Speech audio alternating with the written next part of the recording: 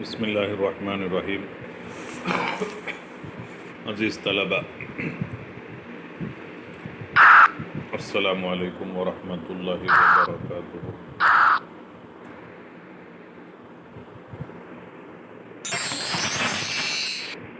قصہ سیر پہلے درویش کی سبق کا آپ پچھلی کلاس میں سن چکے ہیں،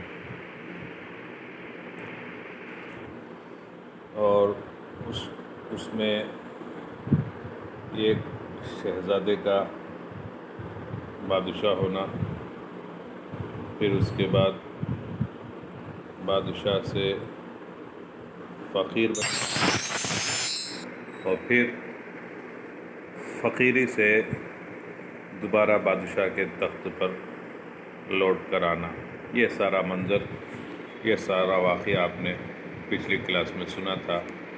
اب ہم بلا تاخیر کے سبق کو پڑھیں گے، چونکہ ابھی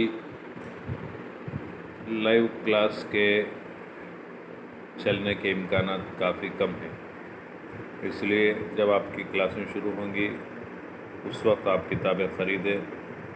تب تک کے لیے یہ ساری چیزوں کو آپ ذہن میں محفوظ رکھیں۔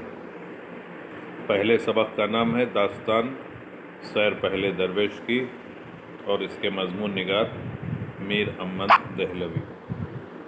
میر امن دہلی کے رہنے والے تھے۔ ان کے آباء و اجداد کے معنی باپ اور دادا ہمیشہ دربار مغلیہ سے وابستہ رہے، جڑے رہے۔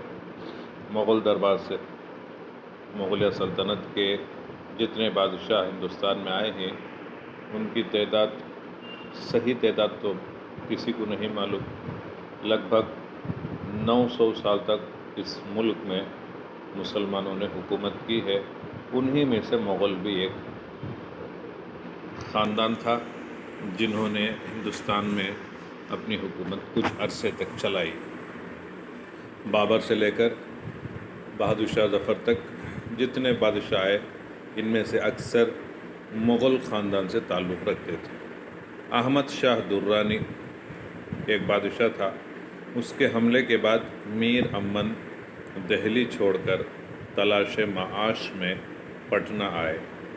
دہلی چھوڑنا ایک بڑا سوال ہے۔ 2-4 کلاسوں کے پہلے میں نے آپ کو سنایا تھا کہ پوری دنیا میں ہندوستان کا ایک مقام تھا، دنیا کے کونے کونے سے ہندوستان کی طرف لوگ لالچی نگاہوں سے دیکھتے تھے۔ ہندوستان ایک زرخیز ملک، یہاں کی زمین اناج پیدا کرنے والا ملک ہے، یہاں کی زمین سے اناج پیدا ہوتے ہیں، اور یہ اناج دوسرے ملکوں میں پیدا ہونے والے اناج کی مقابلے میں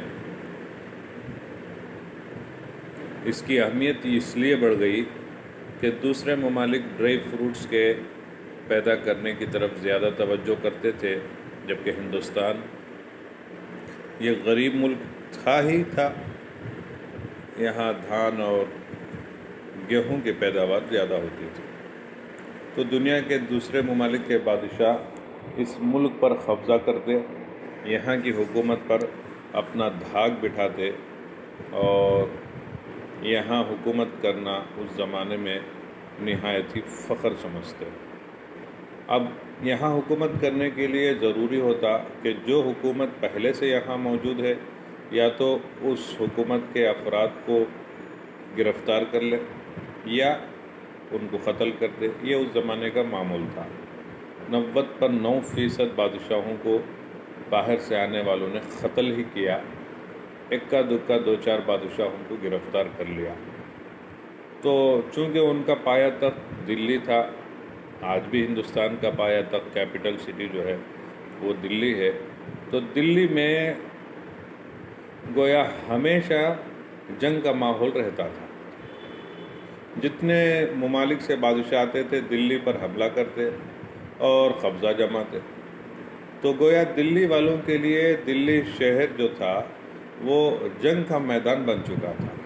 تو اس لیے دہلی والے امن کی تلاش میں، چین اور سکون کی تلاش میں جنگ کے ماحول سے چھٹکارا پا کر قریبی علاقوں کی طرف دوڑ پڑتے، جس میں سب سے قریب جو بڑا شہر تھا وہ لکھنؤ تھا، اور جس قدر آدمی کے اندر مال و دولت کی وسعت ہوتی اسی قدر وہ اخراجات کرتے ہوئے دور دور علاقے تک پہنچتے امن کی تلاش میں۔ پٹنہ، یہاں کبھی لکھنؤ، کبھی ہندوستان کے ہمارے علاقے میں بھی لوگ دلی سے آئے ہیں، جنوبی ہندوستان میں کبھی بمبئی کی طرف، کبھی مہاراشٹر کے اس کارنر میں، یا تمل ناڈو بھی لوگ آئے تھے اس زمانے میں جسے مدراس کہا جاتا تھا۔ تو لوگ معاش کی تلاش میں بھی، روزی روٹی کی تلاش میں بھی اور سکون کی تلاش میں بھی اپنے خاص وطن دلی کو چھوڑ کر دوسرے علاقوں میں نکل پڑتے۔ تو میر امن بھی اسی ڈگر کے آدمی تھے۔ چند سال دلی میں قیام کر کے ٹھہرنے کے بعد کلکتہ گئے، وہاں نواب دلاور جنگ یہ نواب صاحب تھے۔ وہ زمانے میں بادشاہوں کی حکومتیں ہوتی یا نوابوں کی حکومت ہوتی۔ نوابوں کی حکومت تو کافی مشہور ہے، اس زمانے میں باقاعدہ جو ہے نواب اپنی حکومتیں چلاتے تھے۔ نواب ہی کو جو ہے اس زمانے میں کبھی کبھار گورنر کا عہدہ بھی دیا گیا۔ تو نواب دلاور جنگ کے چھوٹے بھائی کے اتالیق کہتے ہیں استاد کو، لٹریچر سکھانے والا، تربیت کرنے والا یا سدھارنے والا۔ استاد کے کئی معنی نکلتے ہیں، صرف پڑھانا نہیں ہے، تربیت بھی استاد کے ذمہ ہوتا ہے، سدھارنا بگڑی ہوئی قوم کو، جاہلوں کو بنانا یہ بھی استاد کے سر میں ہوتا۔ تو استاد مقرر ہوئے۔ یہاں پر میر بہادر علی کی وساطت کے معنی واسطہ سے وساطت، ان کے ذریعے سے فورٹ ولیم کالج کے بانی ڈاکٹر جان گل کرائسٹ سے ملے۔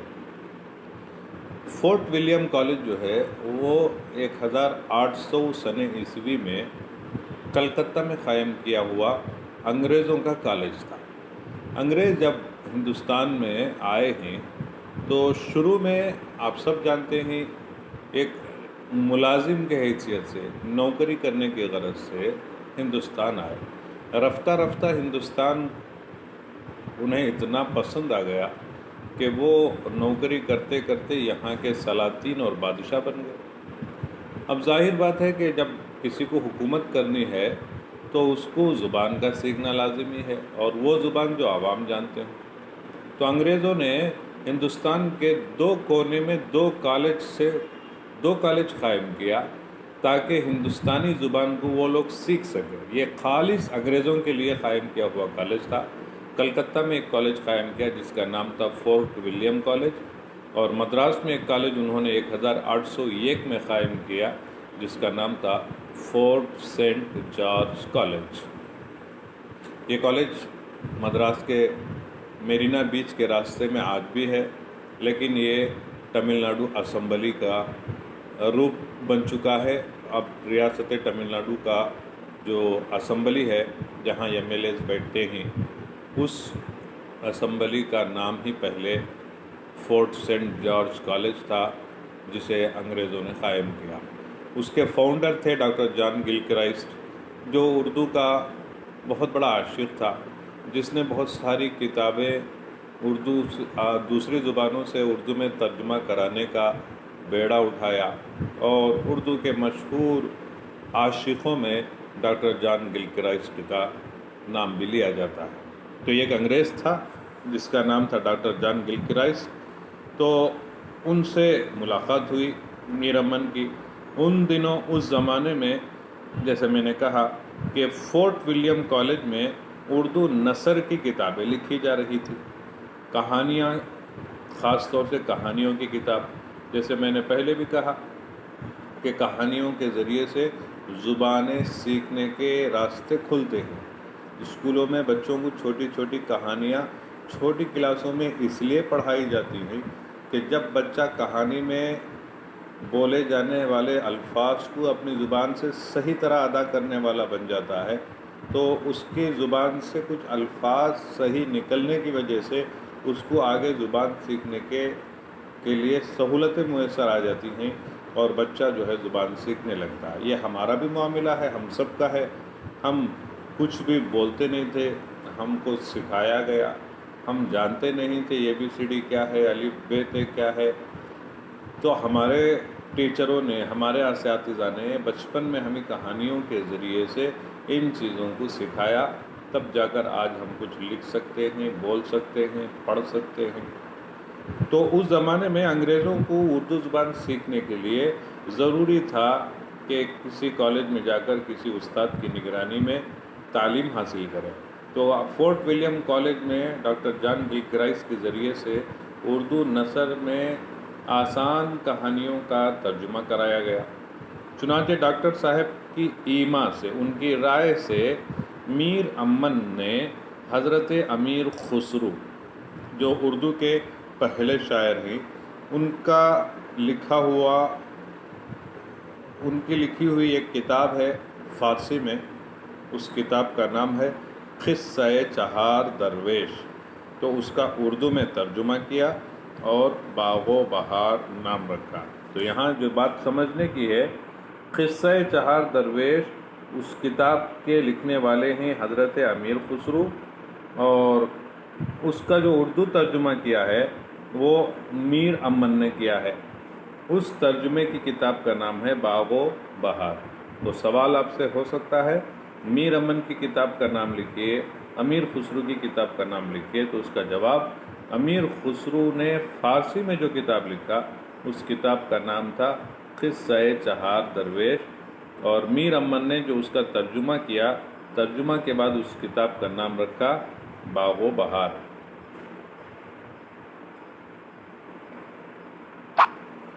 تو باغ و بہار 1801 میں، باغ و بہار میر امن کی لکھی ہوئی کتاب جس میں 4 درویشوں کی کہانیاں ہیں۔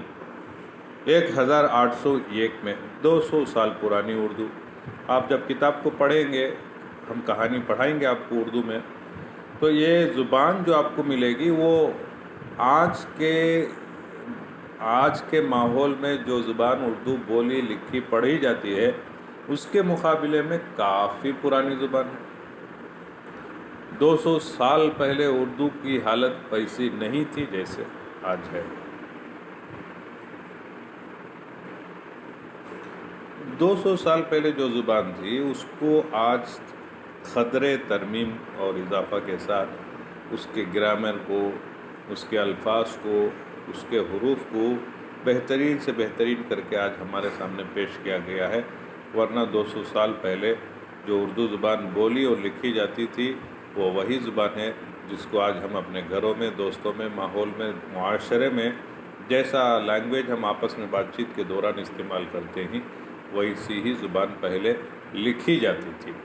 تو باغ و بہار جو تھی وہ 1801 میں لکھی گئی دور متوسط میں، مڈل پیریڈ، متوسط درمیانی اردو نثر کی پہلی کتاب ہے۔ اردو نثر کی یہ سب سے پہلی کتاب ہے۔ آپ سے سوال ہو سکتا ہے کہ اردو کی پہلی کتاب یا اردو نثر کی پہلی کتاب کا نام لکھیے، تو اس کا جواب ہوگا میر امن کا لکھا ہوا کتاب کا نام لکھیے آپ، باغ و بہار۔ اس کی زبان اس کی جو لینگویج ہے وہ نہایت ہی صاف، سلیس، آسان، اور اس کا اسلوب بیان کرنے کا جو انداز ہے وہ بہت ہی دلکش اور پیارا ہے، یعنی لینگویج بڑا خوبصورت ہے۔ اس کا قصہ بھی بہت ہی دلچسپ ہے، اور کتاب میں آج سے 150 برس، اب یہاں آپ 150 کی جگہ 200 سے زیادہ، کیونکہ جس وقت میں یہ کتاب لکھی گئی اس وقت 150 برس ہو گئے۔ اب 1801 2020 میں مائنس کر لیں تو 219 سال تقریباً یہ کتاب پبلش ہو کر ہو چکا ہے۔ تو اس کتاب میں آج سے 150 برس پہلے ہندوستانیوں کے رہن سہن کی، ان کے زندگی گزارنے کی سچی تصویریں ملتی ہیں۔ یہ کیسے سادگی کے ساتھ لوگ اس زمانے میں زندگی بسر کرتے تھے، اس کی جھلک، اس کا ایک نمونہ ہم اس میر امن کی کتاب میں دیکھ سکتے ہیں۔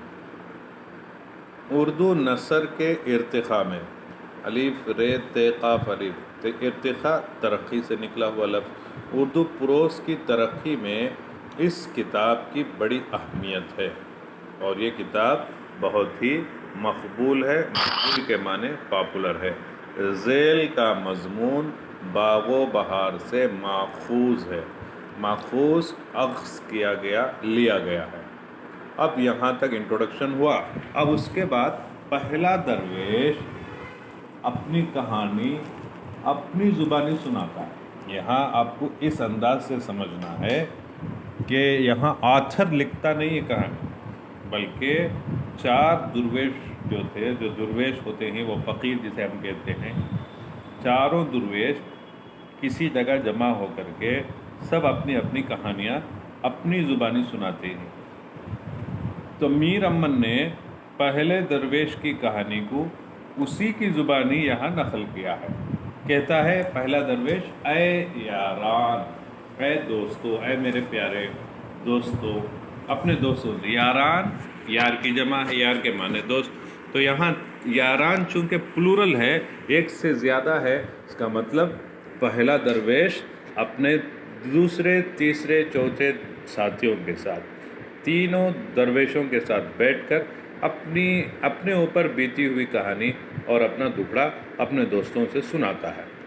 کیا کہتا ہے کہ میری پیدائش اور وطن بزرگوں کا ملک یمن ہے۔ یمن جو ہے وہ آج نہیں، برسوں سے وہاں بڑے بڑے اکابرین، بڑے بڑے علماء کرام پیدا ہوئے ہیں۔ تو بزرگوں کا ملک یمن ہے۔ والد اس عاجز کا، اس عاجز اپنے آپ کو عاجز کہتا ہے، جیسے لوگ اپنے آپ کو ناکارہ، فقیر اپنے آپ کو کہتے ہیں۔ تو یہاں پہلا درویش کہتا ہے کہ میرا باپ ملک التجار، تاجر کی جمع تجار، ملک،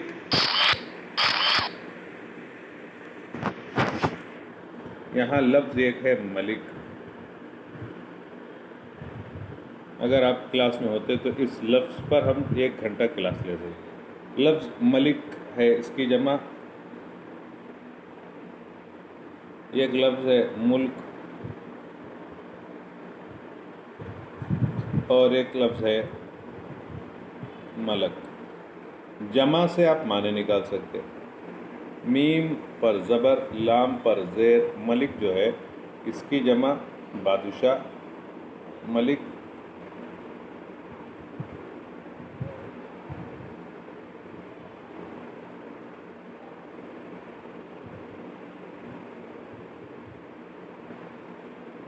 یہاں ملک پیش اور یہاں ملک،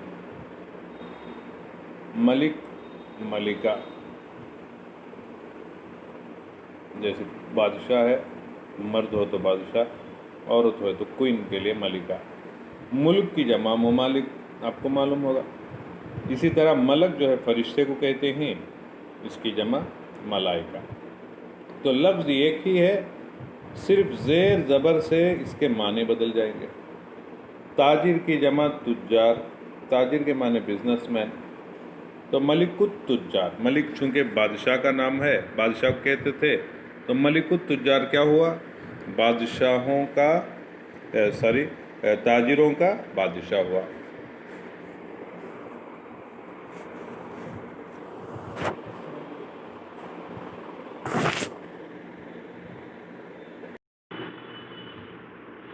والد اس عاجز کا ملک التجار، تاجروں کا بادشاہ۔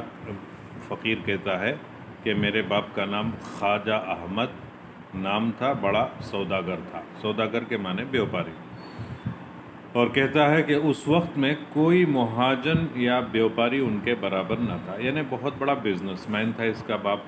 اکثر شہروں میں کوٹھیاں، کمرے اور گماشتے، کوٹھیاں جو ہے وہ اس زمانے میں کمرے خریدنا، جسے ہم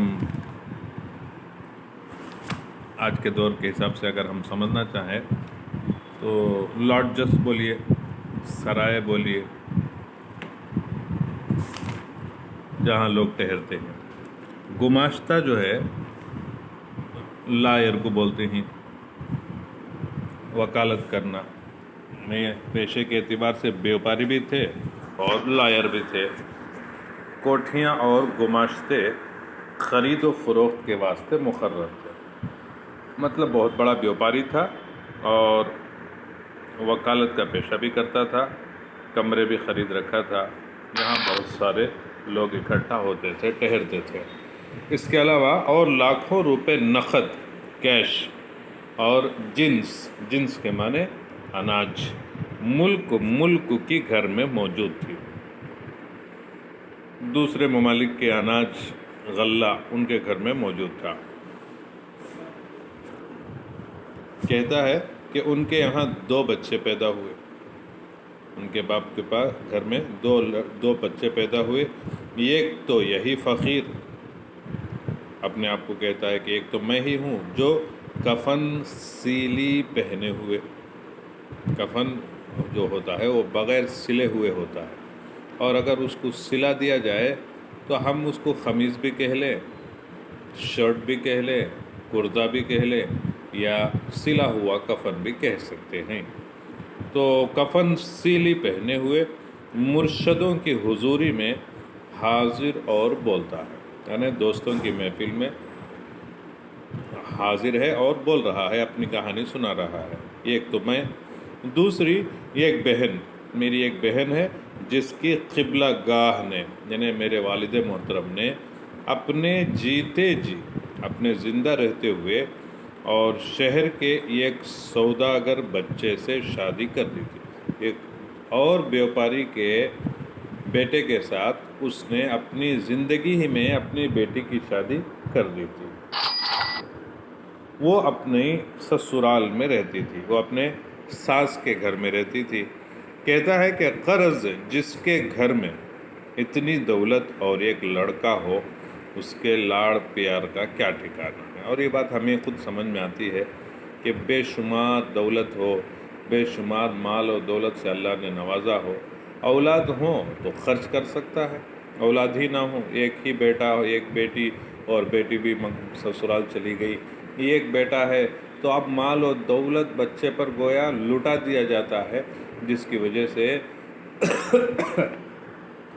ضرورت سے زیادہ بچے کو ضرورت سے زیادہ بچے کے ساتھ لاڑ اور پیار کا سلوک کیا جاتا ہے، اور اس کی وجہ سے بچہ غلط راستہ اختیار کر لیتا ہے. غلط دوستوں کی صحبت کی وجہ سے بری عادتوں کا شکار ہو جاتا ہے. آئندہ اس کے بعد کیا ہوا نیکسٹ کلاس میں ہم پڑھیں گے.